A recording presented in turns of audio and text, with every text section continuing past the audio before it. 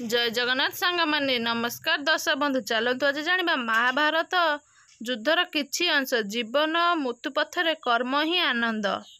सेदिन कुरुक्षेत्र रे नंदीघोष रथरे अर्जुन को अस्त्र शस्त्र सज्जित करी सुदर्शन चक्र धारण करी सारथी हेले स्वयं नारायण।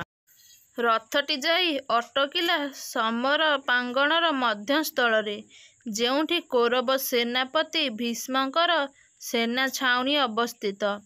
सेमानकु देखि भीषण बंधन रे अर्जुन श्रीकृष्ण को कहिले, कौरव थाटरे पितामह भीष्म, गुरु द्रोणाचार्य, मातुल शल्य, दुर्योधन दानी भाई ओ आत्मीय सुजन, मु सेमानकु मारिबी किपरि।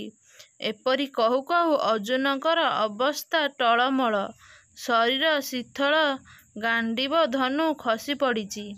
बारंबार मनरे आसे असीमित भय ओ भांतिर चित्र। तुच्छ राज्य पाई से आत्मीय सुजन को विनाश कले कुल क्षय ओ पितृदोह पाप हेब।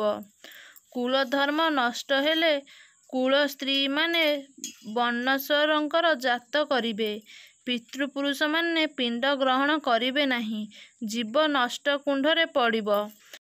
अर्जुन मोहमाया ग्रस्त होई निजर कर्तव्य पथरु विच्युत हेबा देखि श्री भगवान जेउ आध्यात्मिक बाणी शुणाइले ताहा महामुनि व्यासदेवଙ୍କ कृत श्रीमद् भागवत गीता अष्टादश अध्याय 700 श्लोक ग्रंथर एही पवित्र मनुष्य जीवर अमूल्य ग्रंथ।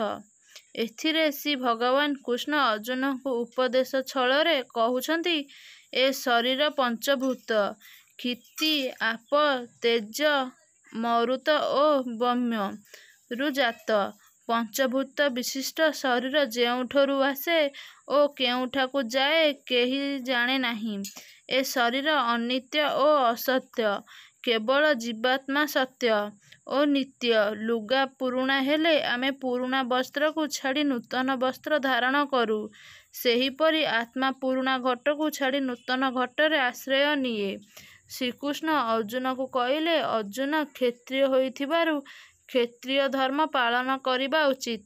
क्षत्रियर धर्म हेउछि अन्याय विरुद्धरे संग्राम करिबा। धर्म युद्धरे मृत्यु हेले स्वर्ग प्राप्ति हुए। श्रीकृष्ण समस्त जीवंकर ईश्वर ओ प्रत्येक जन्म मृत्यु तांकर इंगितरे। जेतेबेले धर्मर विनाश हुए अधर्म बढ़े, सेतेबेले श्रीकृष्ण संसार रे आविर्भूत होई अधर्म को विनाश करी पृथ्वी रे धर्मर स्थापना करती। पापी मानकु विनाश करी साधु मानकु रक्षा करती।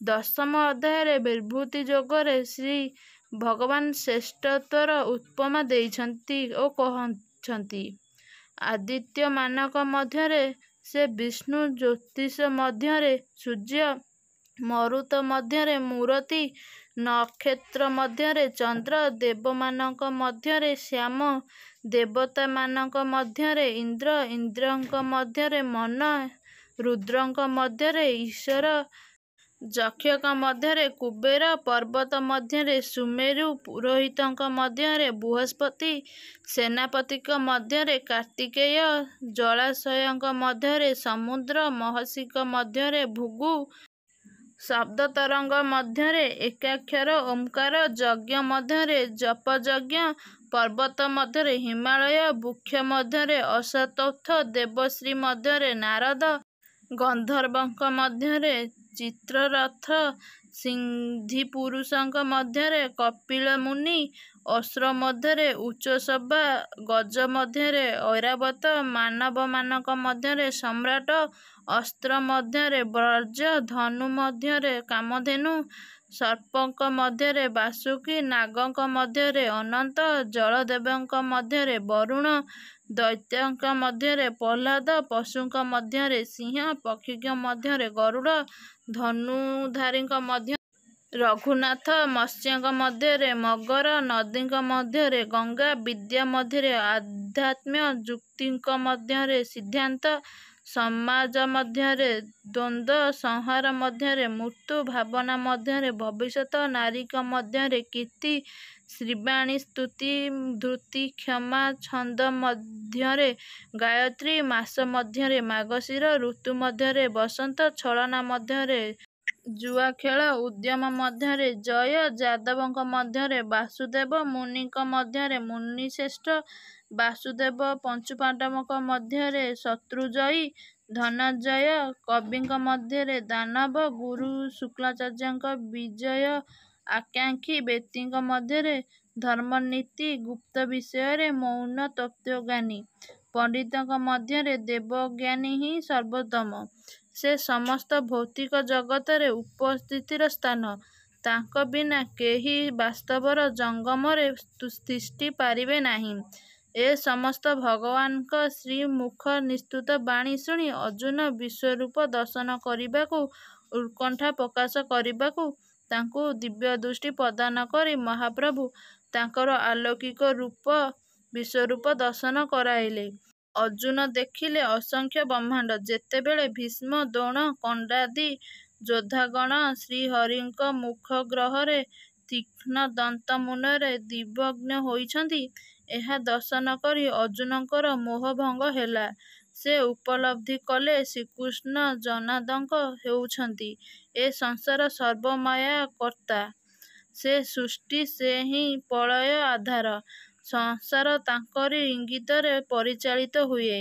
ତାପରେ ଅର୍ଜୁନ କୃତଜ୍ଞତା ଜ୍ଞାପନ କରି ଶ୍ରୀକୃଷ୍ଣଙ୍କୁ ପ୍ରଣାମ କଲେ ଓ ଗାଣ୍ଡୀବ ଧାରଣ କଲେ। ମହାଭାରତ ଯୁଦ୍ଧ କ୍ଷେତ୍ରରେ କୌରବଙ୍କ ସହିତ ଯୁଦ୍ଧ କରିବାକୁ ଅଣ୍ଟା ଭିଡ଼ିଲେ। ଅର୍ଜୁନଙ୍କୁ ଶ୍ରୀକୃଷ୍ଣ କହିଲେ, ବିଶ୍ୱରୂପ ଦର୍ଶନରେ ଯିଏ ଦେଖାଯାଇଛନ୍ତି, କେତେବେଳେ ଭୀଷ୍ମ, ଦ୍ରୋଣାଦି ଯୋଦ୍ଧାଗଣ ତାଙ୍କ ଦ୍ୱାରା ନିଧନ ହୋଇ ସାରିଛନ୍ତି। ଏହା ମହାଭାରତ ଯୁଦ୍ଧରେ ଅର୍ଜୁନ କେବଳ ନିମିତ୍ତ ମାତ୍ର। ତେଣୁ ଉପସ୍ଥିତ ଯୁଦ୍ଧରେ ଅର୍ଜୁନ ସେମାନଙ୍କୁ ବିନାଶ କଲେ। କେବଳ ଅର୍ଜୁନଙ୍କର ଯଶ ବୃଦ୍ଧି ଓ ରାଜ୍ୟଲାଭ ହେବ। ତେଣୁ ସର୍ବମୟ କର୍ତ୍ତା ହେଉଛନ୍ତି ଶ୍ରୀକୃଷ୍ଣ। ସେ ହିଁ ସୃଷ୍ଟିର ହର୍ତ୍ତା, କର୍ତ୍ତା, ବିଧାତା। ସକଳ ପ୍ରଶ୍ନର ସିଏ ହିଁ ଏକମାତ୍ର ଉତ୍ତର। ଦର୍ଶକ ବନ୍ଧୁ, ଏହି ଷ୍ଟୋରିଟି ଏଇଠି ସମାପ୍ତ ହେଉଛି। ଯଦି ଏହି କାହାଣୀଟି ଆପଣମାନଙ୍କୁ ଭଲ ଲାଗିଥାଏ, ପ୍ଲିଜ୍ କମେଣ୍ଟ ବକ୍ସ ମାଧ୍ୟମରେ ଆପଣମାନଙ୍କର ମତାମତ ଜଣାଇବାକୁ ଜମାରୁ ବି ଭୁଲିବେନି। କାହାଣୀଟି ଭଲ ଲାଗିଥିଲେ ଲାଇକ୍, ସେୟାର ଆଣ୍ଡ ସବସ୍କ୍ରାଇବ୍ କରିବାକୁ ଜମାରୁ ବି ଭୁଲିବେନି। ରହୁଛି, ନମସ୍କାର, ଜୟ ଜଗନ୍ନାଥ।